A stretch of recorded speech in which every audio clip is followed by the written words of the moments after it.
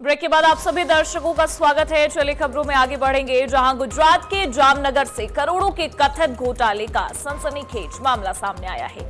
Jamnagar dental college में सरकारी धनराशि को निजी खातों में ट्रांसफर किए जाने का आरोप लगा है।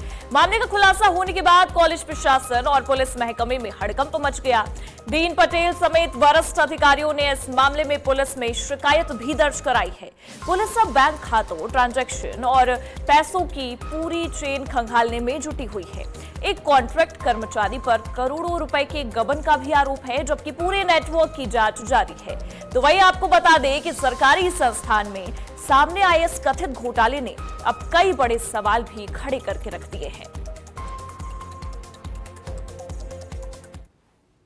અમારે ત્યાં રોગી કલ્યાણ સમિતિ છે, જેમાં દર્દીઓને લગતી જે કંઈ તમામ કામગીરીઓ હોય હોસ્પિટલને લગતી એ બધી એ ફંડમાંથી કરવામાં આવે છે। સરકારશ્રી દ્વારા આમાં ફંડ આપવામાં આવે છે અને આના માટેની જે તમામ રેકોર્ડ કીપિંગ, નાણાકીય વ્યવહાર આ બધું એ છે શોભિત ગર્ગને સોંપવામાં આવેલું।